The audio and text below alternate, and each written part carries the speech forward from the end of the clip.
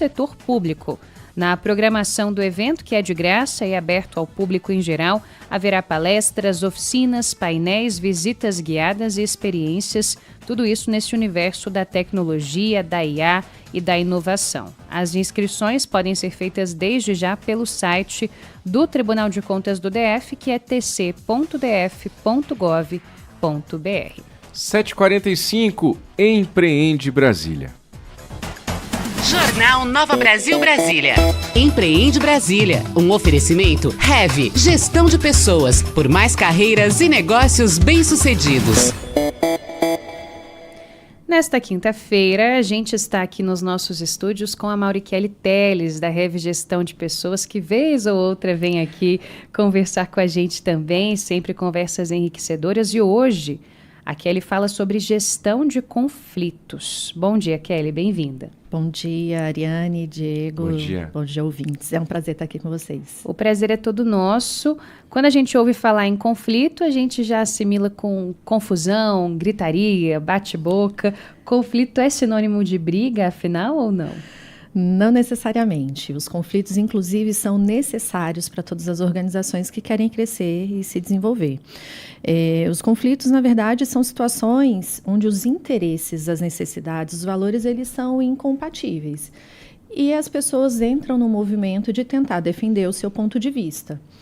Se esse conflito é construtivo, excelente, porque ajuda a tomar melhores decisões, favorece a inovação, a criatividade, o fortalecimento do vínculo entre as pessoas, traz clareza e alinhamento. A questão é quando esse conflito ele é disfuncional. E aí gera um ambiente de tensão, brigas entre as pessoas, disputa de poder, acaba trazendo adoecimento para as pessoas, aumento do absenteísmo, rotatividade, porque as pessoas não querem trabalhar num ambiente que não é favorável. E o que a gente precisa entender é o que é necessário fazer para transformar os conflitos disfuncionais em conflitos funcionais, positivos para as organizações. Kelly, vou contar uma historinha aqui. Posso, Ari? Claro. Meses atrás, teve um conflito interno na empresa, não foi aqui na Nova Brasil de Brasília, não, mas eu tive uma desavença com um outro colaborador, mas uma desavença nesse conflito bom que você está falando, Kelly, um desentendimento de ideias. Eu defendi uma coisa, o outro defendia outra. A gente foi levar o caso ao CEO do grupo, e o CEO do grupo disse, que coisa boa! Finalmente alguém discutindo aqui nessa empresa, finalmente alguém discordando um do outro. Que beleza, tava muito marasmo aqui, tava muito parado. Que bom que teve essa agitação pra gente pensar melhor sobre esse assunto. E vocês tipo, não era isso que eu esperava ouvir. Você sabe que fez efeito positivo? Tá tudo certo, a gente se ajeitou e tá uma maravilha. E de fato aquele assunto andou, viu, Kelly? Exatamente. Quando você tem uma questão que precisa ser discutida e as pessoas simplesmente se calam, não traz nenhum tipo de melhoria nem para o ambiente de trabalho, na verdade gera uma tensão, uma falsa sensação de harmonia, o que não é positivo para as empresas, não é positivo para as pessoas.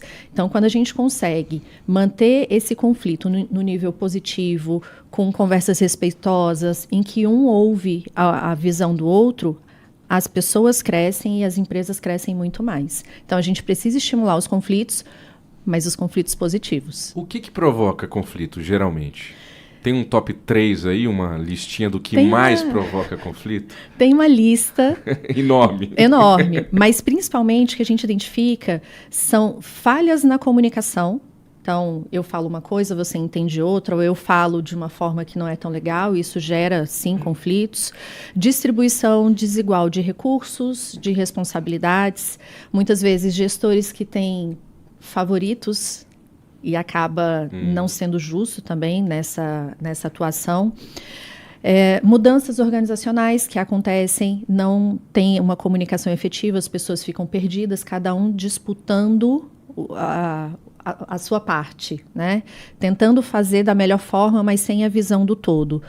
Tem estilos pessoais, tem pessoas que querem sempre impor a sua vontade, mas principalmente eu acredito tem que... gente assim, cara?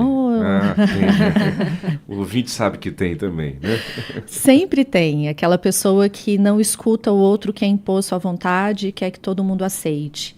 E isso com certeza vai gerar conflitos. Mas a comunicação, eu diria que está no top 1. E com esse negócio de WhatsApp, né, e grupo de WhatsApp do trabalho, Ari, né, e Kelly, eu acho que essa questão da comunicação fica ainda mais delicada. Sim. Porque às vezes você quer dizer uma coisa, a pessoa entende de outro jeito, às vezes você está apressado, você responde com um joinha, aquele joinha não chega bem para a pessoa. Eu ia falar agora, você leu minha mente, essa história do joinha, exatamente. Muitas vezes você recebe que está atabalhoado, a pessoa, ou acontece com você. Para alguém o joinha é ok, beleza, tá tudo certo, vou fazer, para outro é tipo, ai que saco. Né? Exatamente. Cria um ruído mesmo. Cria um ruído, e quando a gente fala de comunicação no WhatsApp, e-mail, a gente tem um fator adicional. Por quê? Eu escrevo com a minha emoção, mas você lê com a sua emoção, que é algo que eu não tenho conhecimento, eu não domino. Então, se eu não tomar cuidado com o meu estilo de comunicação, se eu não entender como funciona a comunicação para outra pessoa, não vai fazer sentido, vai ter ruído. As pessoas falam muito de quem escreve em caixa alta. Ah, essa pessoa está brigando. Gente, às vezes a pessoa nem percebeu porque estava tão corrido, mas existe aí uma etiqueta corporativa também em relação à comunicação no digital que a gente precisa se atentar para reduzir esses conflitos. Vocês ajudam as empresas com isso também, Kelly? Com certeza. Olha a gente só, tem, inclusive, gente, um programa de desenvolvimento de liderança focado nos processos de comunicação, para que ele entenda quem é cada colaborador e consiga fazer o ajuste no processo dele de comunicação para que essa informação chegue de forma clara para outra pessoa, para o colaborador. É fundamental, as pessoas precisam se desenvolver em relação a esse processo de comunicação. Kelly, aprenda a mandar um zap pro seu chefe. Por favor, já que hoje a gente Pergunte-me usa tanto. como. As pessoas costumam falar que eu tenho um processo de comunicação muito objetivo no WhatsApp. Eu sou da pessoa que manda o joinha. Tá. Só que eu já entendi que para algumas pessoas o joinha não funciona. E aí eu preciso parar e escrever o que um joinha para mim resolve. É isso, é até a sensibilidade de você entender para quem dá para você mandar o joinha, para quem você pode mandar um áudio ou não. Trocar um joinha por um ok é 6 por meia dúzia, viu? Não vale também não, Kelly. E um BLZ. Um BLZ. Não, eu fico imaginando quanto tempo a pessoa que abrevia um beleza no BLZ ganha de vida. Eu sou contra também. Ô Kelly, que mais a gente pode colocar aqui como caminho para resolução dos conflitos, especialmente os que podem ser ali mais nocivos, e dicas para os líderes, o que é que eles podem fazer? Tá joia. Na semana passada, a Carol esteve aqui falando sobre comunicação não violenta. Comunicação não violenta, algumas pessoas acham que é um jeito fofo de dizer algo, e na verdade não tem nada de fofo, porque é uma comunicação extremamente assertiva. Eu falo o que eu penso, só que eu tomo cuidado, é uma comunicação respeitosa, e a gente precisa adotar o processo de comunicação não violenta no nosso dia a dia para conseguir entender quais são as necessidades que eu tenho e quais são as necessidades da outra pessoa. Porque, no final das contas, o conflito acontece porque a minha necessidade é diferente da sua. Muitas vezes eu tive uma necessidade não atendida e isso me gerou uma emoção negativa e um comportamento disfuncional. Se eu entendo qual é essa necessidade que não foi atendida, eu consigo falar para a pessoa exatamente como aquilo se processou para mim, por que aquilo aconteceu e o que eu preciso que seja feito para que a situação mude. Só que eu também preciso ter abertura para ouvir o outro. Eu preciso entender qual é a necessidade que a outra pessoa tem. O que ela está defendendo? Por que aquilo faz sentido para ela e não faz para mim? Se eu paro, mantenho uma escuta ativa nessa relação, uma escuta realmente verdadeira, eu entendo a necessidade do outro, é possível fazer a compatibilização das necessidades e a gente chega num acordo. A grande questão é que muitas vezes as pessoas elas não param para se perceber, e o processo de comunicação não violenta ajuda nisso também, para entender o que está acontecendo internamente. Não é só o que eu falo, é o que eu sinto que eu preciso entender. E permite essa abertura para que eu também faça essa reflexão junto com a outra pessoa, para que entenda o que vai fazer sentido para as duas.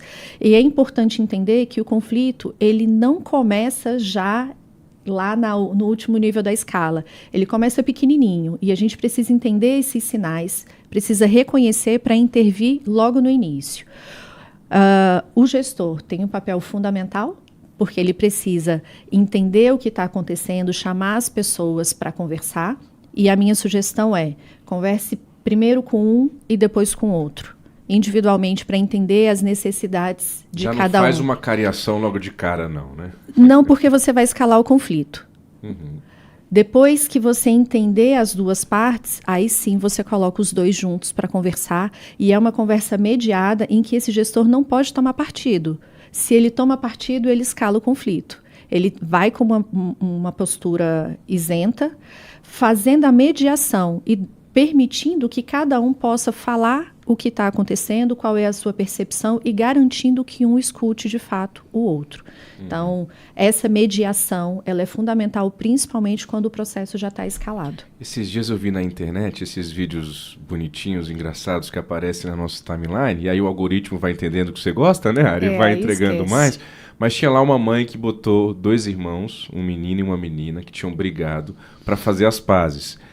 Ela deixou esses 2 meninos chorando, abraçados por alguns minutos. Ficaram ali abraçadinhos. Os 2 chorando, morrendo de raiva um do outro, mas estavam ali chorando, mas abraçados. Acho que vou fazer isso na empresa, viu, Kelly? Então, na empresa não funciona bem dessa forma. Né? Em casa a gente tem liberdade para fazer algumas coisas que no ambiente corporativo não é dessa forma.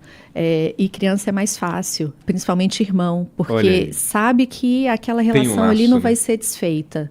Quando a gente vai para a empresa, aí já muda um pouco mais de figura.